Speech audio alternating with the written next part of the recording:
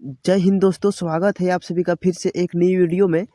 आज के इस वीडियो में हम सब बात करने वाले हैं कक्षा 12वीं विद्यार्थियों के लिए, जो कि इतिहास का मॉडल पेपर 2, ठीक है। यानी कि मॉडल पेपर 1 को हम सब ऑलरेडी देख चुके हैं। अगर आप सभी अभी तक नहीं देखे हैं तो आप सभी जो है चैनल में जाकर देख सकते हैं, ठीक है। तो चलिए देखते हैं मॉडल पेपर 2 को। और ये सभी प्रश्न कई बार एग्जाम में पूछा जाता है, ठीक है। और प्रश्नों की संख्या कुल मिलाकर 40 ऑब्जेक्टिव प्रश्नों को देखेंगे। तो आप लोग वीडियो में शुरू से लेकर अंत तक बने रहिएगा। और जितने भी स्टूडेंट अगर चैनल पर पहली बार आए हैं तो चैनल को सब्सक्राइब जरूर कीजिएगा, ठीक है। चलिए वीडियो को आगे बढ़ाते हैं। और आप लोग कमेंट करके जरूर बताइएगा कि 40 प्रश्नों में से आप लोग कितने प्रश्न का उत्तर पहले से पता था, ठीक है। चलिए वीडियो को स्टार्ट करते हैं। पहला प्रश्न है, हड़प्पा सभ्यता किस युग की सभ्यता है। देखिए, हड़प्पा सभ्यता जो है यह किस युग की सभ्यता मानी जाती है। तो इसका सही आंसर हो जाएगा कांस्य युग। ऑप्शन जो आप सभी देख रहे हैं, कांस्य युग, इसका बिल्कुल ही सही आंसर हो जाएगा, ठीक है। क्योंकि वहाँ के लोग जो है तामा और तीन, यानी कि तामा और तीन को बनाकर कांसा का निर्माण करते थे, ठीक है। चलिए आगे देखते हैं अगला प्रश्न। ये भी बहुत ही इंपॉर्टेंट प्रश्न है और प्रीवियस ईयर का प्रश्न है, ठीक है। जो कि 2024 में, यानी कि 2023 और 24 में ये प्रश्न को पूछा गया है, ठीक है। प्रश्न क्या है, हड़प्पा सभ्यता का सबसे बड़ा नगर कौन सा था। देखिए, हड़प्पा सभ्यता का सबसे बड़ा नगर जो है मोहनजोदड़ो है। ऑप्शन जो आप सभी देख रहे हैं मोहनजोदड़ो, इसका बिल्कुल ही सही आंसर हो जाएगा, ठीक है। चलिए आगे देखते हैं अगला प्रश्न। अगला प्रश्न है, भारतीय इतिहास का कौन सा काल स्वर्ण युग के नाम से जाना जाता है। तो इसका सही आंसर हो जाएगा गुप्त काल, ठीक है। गुप्त काल को जो है स्वर्ण युग के नाम से जाना जाता है भारतीय इतिहास में, ठीक है। और 4 नंबर का प्रश्न तो बहुत ही इंपॉर्टेंट प्रश्न है। क्या प्रश्न है, पतंजलि के महाभाष्य से किसकी जानकारी मिलती है। पतंजलि के महाभाष्य से आखिर किसकी जानकारी मिलती है। तो इसका सही आंसर हो जाएगा मौर्य काल की, ठीक है। यानी कि मौर्य काल के जो 3 राजा थे, यानी कि जैसे अशोक अशोक बिंदु क्या है अशोक, बिंदुसार, चंद्रगुप्त मौर्य, अशोक, तो ये सभी राजाओं की जानकारी पतंजलि के महाभाष्य से मिलती है, ठीक है। चलिए आगे देखते हैं अगला प्रश्न। ये प्रश्न तो बहुत ही इजी प्रश्न है, सभी को इस प्रश्न का आंसर पता ही रहना चाहिए, ठीक है। देखिए क्या प्रश्न है, महाभारत की रचना किस भाषा में हुई है। देखिए, महाभारत की रचना किस भाषा में हुई है। तो इसका सही आंसर हो जाएगा संस्कृत, ठीक है। संस्कृत भाषा में जो है महाभारत की रचना हुई थी, ठीक है। चलिए आगे देखते हैं अगला प्रश्न। 6 नंबर का प्रश्न आप सभी से पूछा गया है। और ये प्रश्न में बहुत सारे विद्यार्थी कंफ्यूज कर जाते हैं, तो इसका आंसर क्या होगा। क्या प्रश्न है, ऋग्वेद कालीन लोग किसकी पूजा करते थे। देखिए, इसका सही आंसर हो जाएगा प्रकृति की, ठीक है। अगर आप सभी से पूछा जाता कि हड़प्पा सभ्यता के लोग किसकी पूजा करते थे, तो हो जाता पशुपति महादेव, ठीक है। लेकिन यहाँ पर पूछा गया है ऋग्वेदिक कालीन लोग किसकी पूजा करते थे, तो इसका सही आंसर हो जाएगा प्रकृति की, ठीक है। चलिए आगे देखते हैं अगला प्रश्न। 7 नंबर का प्रश्न है, सांची मध्य प्रदेश के किस जिला में स्थित है, ठीक है। और आप सभी का अभी प्री बोर्ड एग्जाम चल रहा है, तो आप लोग अच्छे से दीजिए, ठीक है। और कमेंट करके जरूर बताइएगा कि आप सभी का प्री बोर्ड का एग्जाम अगले दिन कौन से सब्जेक्ट का है, ठीक है। तभी आप सभी के लिए वीडियो आ सकेगा, ठीक है। 7 नंबर का प्रश्न क्या है, सांची मध्य प्रदेश के किस जिला में स्थित है। तो इसका सही आंसर हो जाएगा रायसेन, ठीक है। रायसेन इसका बिल्कुल ही सही आंसर हो जाएगा। चलिए आगे देखते हैं अगला प्रश्न। अगला प्रश्न है, महावीर ने पार्श्वनाथ के सिद्धांत में कौन सा सिद्धांत जोड़ा था। देखिए, महावीर जो है 24वें तीर्थकर है, ठीक है। 24वें तीर्थकर, यानी कि अंतिम तीर्थकर अगर पूछा जाए आप सभी से कौन है, तो हो जाएगा महावीर। इसने जो है पार्श्वनाथ के सिद्धांत में कौन सा सिद्धांत जोड़ा था। तो इसका सही आंसर हो जाएगा ब्रह्मचर्य, ठीक है। अगर आप सभी से पूछा जाए कि 23वें नंबर के तीर्थकर कौन है, तो क्या हो जाएगा, 23वें नंबर के जो है तीर्थकर जो है कौन है, ऋषभ देव है, ठीक है। और प्रथम सॉरी ऋषभ देव जो है ये प्रथम तीर्थकर है, ठीक है। तो आप लोग याद रखिएगा। और अंतिम है महावीर स्वामी। चलिए आगे देखते हैं अगला प्रश्न। 9th नंबर का प्रश्न है, यासवा राज के नियम किसने लागू किया था। यह जो है किसके द्वारा लागू किया गया था। तो इसका सही आंसर हो जाएगा चंगेज खां। ठीक है, चंगेज खां के द्वारा जो है यासा जो है राज के नियम लागू किया गया था। ठीक है,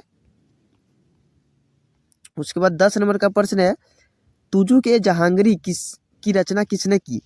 जो तुजुक ए जहांगीरी है इसकी रचना, आप सभी अगर क्वेश्चन को पढ़ेंगे तो क्वेश्चन से ही पता लग रहा है, इसका आंसर हो जाएगा जहांगीर। ठीक है, तो जहांगीर इसका बिल्कुल ही सही आंसर हो जाएगा। ठीक है, चलिए 11th नंबर का प्रश्न देखते हैं। 11th नंबर में क्या पूछा गया है, अकबर ने निम्नलिखित में से किस पर अधिकार नहीं कर सका था? देखिए ये भी प्रश्न में बहुत सारे विद्यार्थी कंफ्यूज कर जाते हैं, चित्तौड़ और मेवाड़ पर। इसका सही आंसर क्या हो जाएगा? देखिए इसका सही आंसर हो जाएगा मेवाड़ राज्य पर, और मेवाड़ राज्य के अंतर्गत ही चित्तौड़ आता है। ठीक है, तो इसका सही आंसर हो जाएगा ऑप्शन नंबर ख वाला। ठीक है, देखिए आप सभी के फाइनल एग्जाम में जो अगर इस प्रश्न को पूछा जाएगा तो इस प्रश्न में जो है या फिर ऑप्शन में मेवाड़ दिया जाएगा या फिर चित्तौड़ दिया जाएगा। ठीक है, एक ही ऑप्शन में दिया जाएगा। इसका सही आंसर हो जाएगा मेवाड़ राज्य। चलिए आगे देखते हैं अगला प्रश्न। अगला प्रश्न क्या है, आलमगीर के नाम से कौन सा मुगल बादशाह जाना जाता था? तो आलमगीर के नाम से कौन सा मुगल बादशाह जाना जाता था? देखिए ओ मिल रहा है यहाँ पर, आप सभी देख सकते हैं और यहाँ पर इसका सही आंसर क्या हो जाएगा? औरंगजेब। ठीक है, औरंगजेब इसका बिल्कुल ही सही आंसर हो जाएगा। ठीक है, ऐसे आप सभी अपने से ट्रिक बनाकर आसानी से याद कर सकते हैं। ठीक है, ऐसे अगर आप सभी से अपने से ट्रिक बनाकर अगर याद करते हैं तो आप सभी को जो है बहुत दिन तक प्रश्न का आंसर याद रह जाता है। ठीक है, चलिए आगे देखते हैं अगला प्रश्न। ये भी इम्पोर्टेंट प्रश्न है, महानवी के डिब्बे को किस विदेश यात्री ने विजय का भवन क्या कहा? विजय का भवन का संज्ञा दी है। तो इसका सही आंसर हो जाएगा डेमिंगोस पेइस। ठीक है, डेमिंगोस पेइस इसका बिल्कुल ही राइट आंसर हो जाएगा। ठीक है, चलिए अगले क्वेश्चन की ओर। और अगला क्वेश्चन तो बहुत इम्पोर्टेंट प्रश्न है। ठीक है, ये भी प्रश्न जो है शायद 2023 में इस प्रश्न को पूछा गया था। ठीक है, इतिहास में। देखिए क्या प्रश्न है, हम्पी को यूनेस्को द्वारा विश्व पुरातत्व स्थल किस वर्ष घोषित किया गया था? तो इसको कब घोषित किया गया था? देखिए इसका सही आंसर हो जाएगा 1986। लेकिन 1986 तो आप सभी को ऑप्शन में कहीं दिख ही नहीं रहा होगा, तो इसका राइट आंसर हो जाएगा 1986। आप सभी जो है सुधार लीजिए, ऑप्शन में यहाँ थोड़ा मिस्टेक है। 1986 में हम्पी को यूनेस्को द्वारा विश्व पुरातत्व स्थल में घोषित किया गया था। ठीक है, 1986 में। चलिए आगे देखते हैं अगला प्रश्न। अगला प्रश्न है, गोपुरम का संबंध है। देखिए गोपुरम का संबंध है मंदिर से।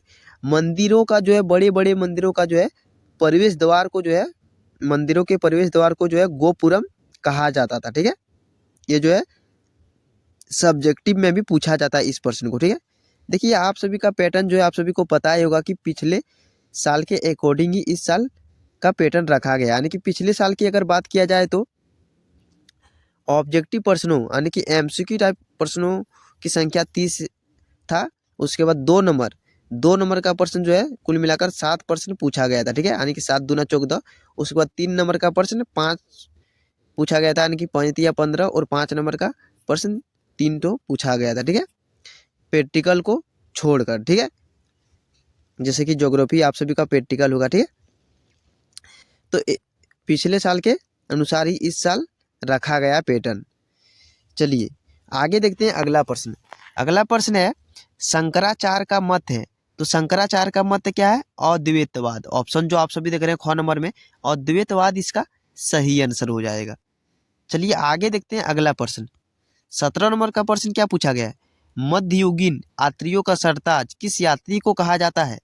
देखिए ये भी प्रश्न आप सभी को मॉडल पेपर 1 में बताए थे। इसका सही आंसर क्या हो जाएगा? Marco Polo. ठीक है साथियों, आप सभी को अगर इसका पीडीएफ चाहिए तो टेलीग्राम में आप सभी ज्वाइन हो सकते हैं। ठीक है, डिस्क्रिप्शन में आप सभी को टेलीग्राम का लिंक मिलेगा, वहीं से आप सभी ज्वाइन हो जाइए अगर अभी तक ज्वाइन नहीं हुए हैं तो। ठीक है, फटाफट ज्वाइन हो जाइए। चलिए आगे देखते हैं अगला प्रश्न। 18 नंबर का प्रश्न क्या है, थोड़ा इसको छोटा कर लेते हैं। ठीक है, जिससे आप सभी को आसानी से दिख सके। क्या है, भारत में अस्थायी रूप से 10 वर्षीय जनगणना का आरंभ 1881 में किस गवर्नर जनरल के काल में हुआ था? तो इसका सही आंसर हो जाएगा रिपन, लॉर्ड रिपन के काल में हुआ था। ठीक है, ये प्रश्न जो है बहुत ही इंपॉर्टेंट प्रश्न है। ठीक है, चलिए 19 नंबर का देखते हैं प्रश्न। 19 नंबर का प्रश्न है, स्थायी बंदोबस्त जुड़ा था, यानी कि स्थायी बंदोबस्त है किससे जुड़ा हुआ था? तो इसका सही आंसर हो जाएगा लॉर्ड कॉर्नवालिस। यह जो है कॉर्नवालिस से जुड़ा हुआ था। ठीक है, अगर आप सभी से पूछा जाए कि स्थायी बंदोबस्त की शुरुआत कब हुई थी, तो इसकी शुरुआत हुई थी 1793 में। ठीक है, ये भी प्रश्न कई बार पूछा जाता है कि स्थायी बंदोबस्त की शुरुआत कब हुई थी, तो 1793 में हुई थी। ठीक है साथियों, इस वीडियो को अपने दोस्तों भाई बहनों के पास शेयर जरूर कीजिएगा। ठीक है, जो 12th में पढ़ते हैं या फिर अगर 11th या फिर 12th में पढ़ते हैं तो आप सभी वीडियो को शेयर जरूर कीजिएगा। ठीक है, चलिए आगे देखते हैं अगला प्रश्न। 20 नंबर का प्रश्न है, व्यपगत। यहाँ जो आप सभी देख रहे हैं ये जो होगा ये व्यपगत होगा ऐसे। ठीक है, थोड़ा यहाँ पर गलत है। ठीक है, व्यपगत के सिद्धांत का संबंध किससे है? तो इसका सही आंसर हो जाएगा लॉर्ड डलहौजी। डलहौजी इसका बिल्कुल ही सही आंसर हो जाएगा। ठीक है, चलिए आगे देखते हैं अगला प्रश्न। और आप 20 प्रश्न है तो आप लोग वीडियो में अंत तक बने रहिएगा। ठीक है, चलिए आगे देखते हैं 21 नंबर का प्रश्न। 7 द्वीपों का नगर कहा जाता है। 7 द्वीपों का नगर किसे कहा जाता है? मुंबई को। ठीक है, यानी कि मुंबई को 7 द्वीपों का नगर कहा जाता है। 22 नंबर का प्रश्न है, इंडिया गेट का निर्माण कब हुआ? देखिए क्या पूछा गया प्रश्न, यहाँ पर आप सभी देख सकते हैं इंडिया गेट। इंडिया गेट का निर्माण कब हुआ? तो इसका सही आंसर हो जाएगा 1931 में। देखिए अगर इसकी बात किया जाए इंडिया गेट, तो यह है न्यू दिल्ली में। ठीक है, इसकी शुरुआत हुई थी कब? इसको बनाने की शुरुआत 1921 में हुआ था, लेकिन इसको कंप्लीट रूप से यह बनकर तैयार कब हुआ था? तो ये कंप्लीट रूप से बनकर तैयार 1931 में हुआ था। ठीक है, तो इसीलिए इसका सही आंसर हो जाएगा सन 1931 में। ठीक है, चलिए आगे देखते हैं अगला प्रश्न। अगला प्रश्न है, महात्मा गांधी दक्षिण अफ्रीका से भारत वापस आए थे, तो यह कब वापस आए थे? 1915 में। ठीक है, यह गए थे 1893 में ही, लेकिन यह लौट कर आए थे 1915 में। ठीक है, चलिए 24 नंबर का देखते हैं प्रश्न। 24 नंबर का प्रश्न आप सभी से पूछा गया है, चोरी चोरा कांड कब हुआ? ये चोरी चोरा कांड जो है आप सभी 10th में पढ़े होंगे। चोरी चोरा कांड हुआ था 4 फरवरी 1922 में। ठीक है, आप सभी थोड़ा यहाँ पर सुधार लीजिए। 4 फरवरी इसका बिल्कुल ही सही आंसर हो जाएगा। 4 फरवरी 1922 इसका बिल्कुल ही सही आंसर हो जाएगा। ठीक है, तो आप लोग थोड़ा सुधार लीजिए। ऑप्शन में 5 फरवरी दिया हुआ है और कहीं कहीं 5 फरवरी दिया हुआ रहता है। ठीक है, लेकिन 10th बुक में आप लोग अगर देखेंगे तो 4 फरवरी वहाँ साफ साफ लिखा हुआ है। ठीक है, चलिए आगे देखते हैं अगला प्रश्न। 25 नंबर का प्रश्न क्या है, नमक कानून किसने तोड़ा था? देखिए नमक कानून किसने तोड़ा था? तो महात्मा गांधी के द्वारा। ठीक है, ऑप्शन नंबर ख वाला सही आंसर हो जाएगा। चलिए थोड़ा वीडियो को जल्दी जल्दी देखते हैं। ठीक है, क्योंकि वीडियो बहुत ही लंबा हो जाएगा। 26 नंबर का प्रश्न देखते हैं। 26 नंबर में आप सभी से पूछा गया, भारत छोड़ो आंदोलन किस वर्ष आरंभ हुआ था? तो यह आरंभ हुआ था 1942 में। ठीक है, 1942 में महात्मा गांधी के द्वारा भारत छोड़ो आंदोलन की शुरुआत की गई थी। ठीक है, चलिए 28 नंबर का प्रश्न देखते हैं। 28 नंबर क्या पूछा गया है, पूना समझौता किस वर्ष हुआ था? देखिए पूना समझौता जो डॉक्टर भीमराव अंबेडकर और किसके साथ हुआ था, थोड़ा याद नहीं आ रहा है। डॉक्टर भीमराव अंबेडकर और